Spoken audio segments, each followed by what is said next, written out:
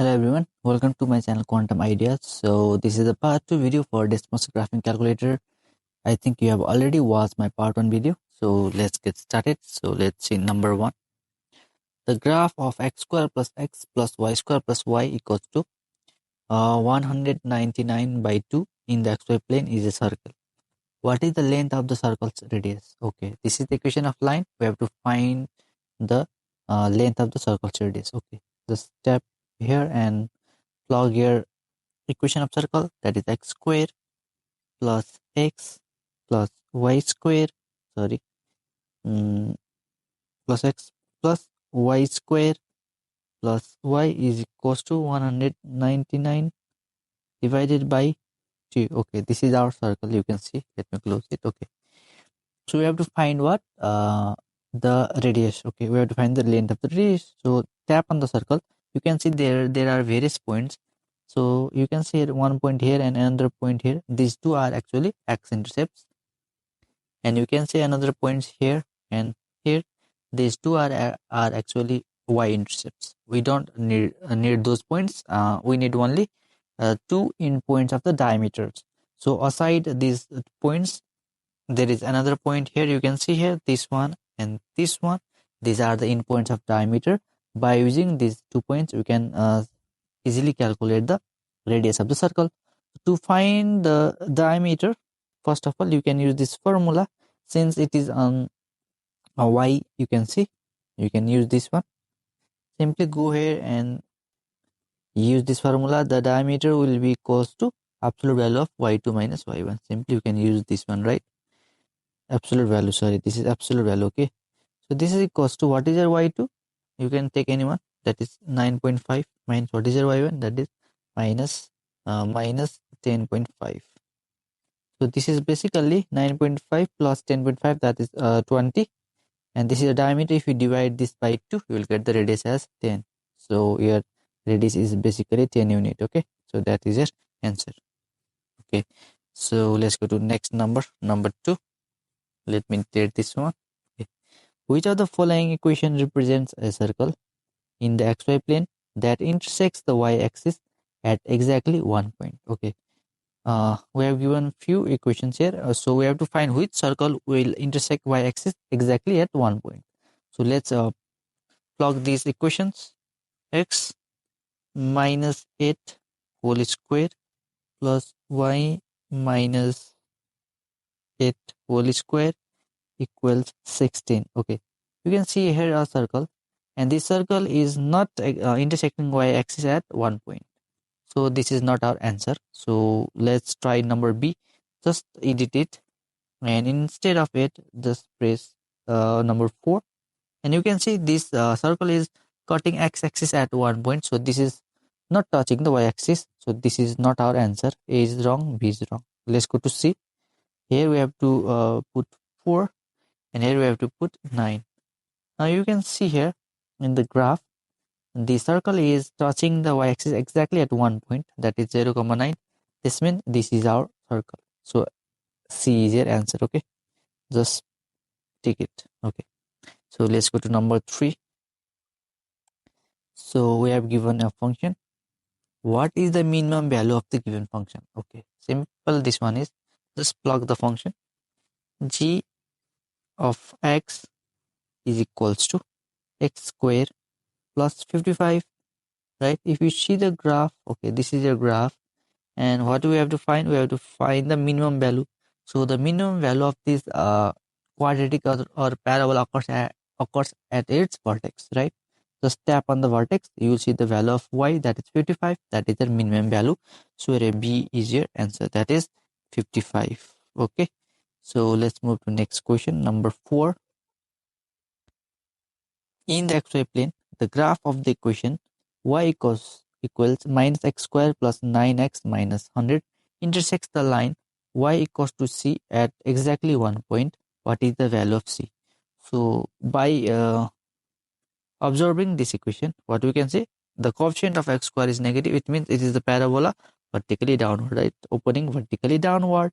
So if we made a line y equals to c, okay, let me make like, okay, this is the point where The line will intersect only what? At only one point, right? That is the y equals to c. That means that y value occurs at the vertex. That means that value of c is nothing but the y coordinate of the vertex. You have to find from the graph. Very simple one. Just plug it. Y equals to minus x square plus 9x minus 100. So let's find the graph where it is. Okay, here it is. This is our graph. So just dot on the vertex. What is that value? Minus 79.75 is your answer. Okay, so your answer is minus 79.75. Okay, that is the point where if you make a line that will just touch the vertex only once. Okay, so but you can see here on the option we don't have this decimal answer, right? So to convert it into fraction, just tap here and go on the graph, go on the calculator section. Then we have to type the same thing, say minus 79.75, and you can see the fraction icon on the left side. Just tap it, so you will get the fraction. So that is minus 319/4. So C is your answer. Okay, so C is your answer. Let's move to number 5.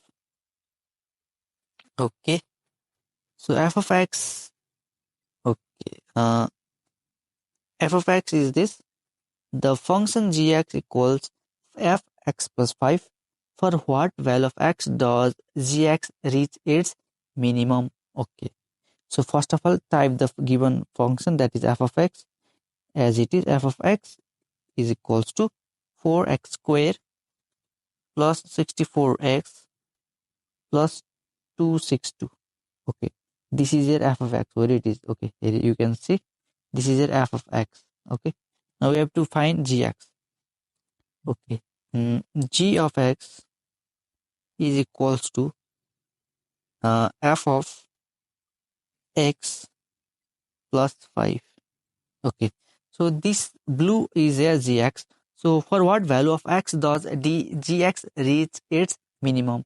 So minimum value will occur at vertex. So what is the value of x? You can see here minimum value of the function is 6, and it is asking the value of x, that is 13. So at x equals to 13, g will have minimum value, that is 6. Okay, so let's go to number 6. The function f is defined by f of x equals to x minus 6, x minus 2, x plus 6. In the xy plane, the graph of y equals to gx is the result of translating the graph of y equals to fx up to 4 units.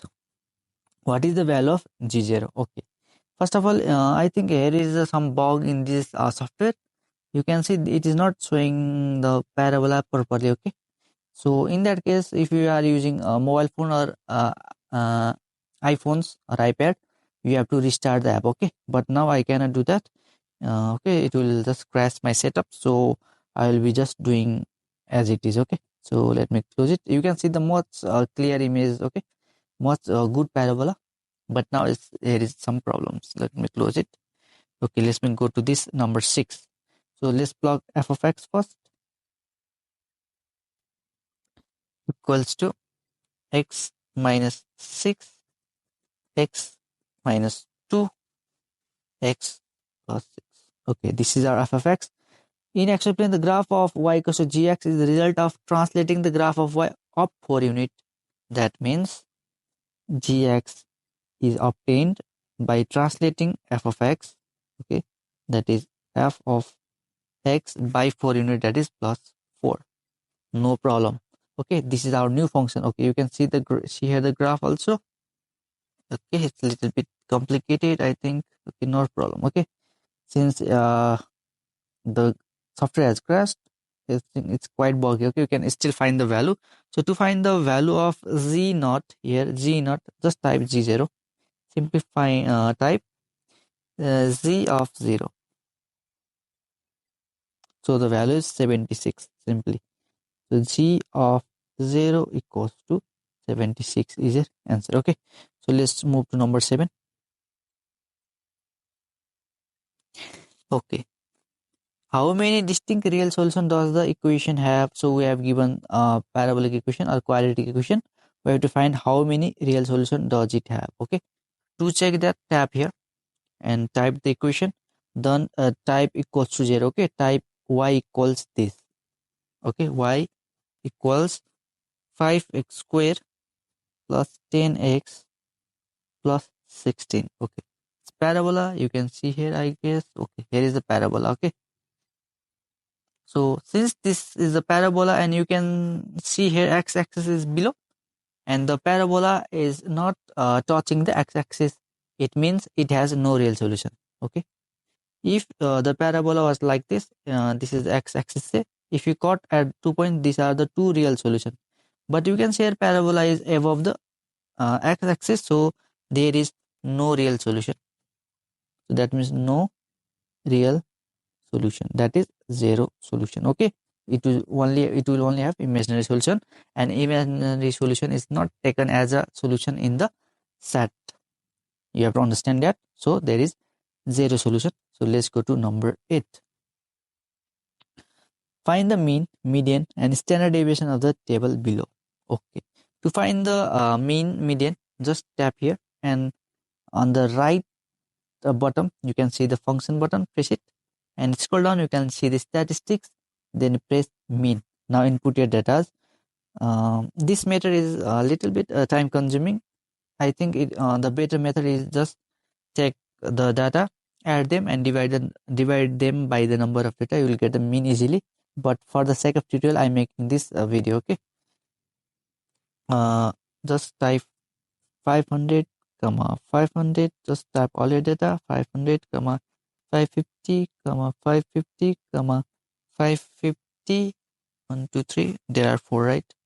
550 comma 600 comma 600 comma 900, so your mean is 580. Okay, so you get your mean. Okay, that is mean is 580.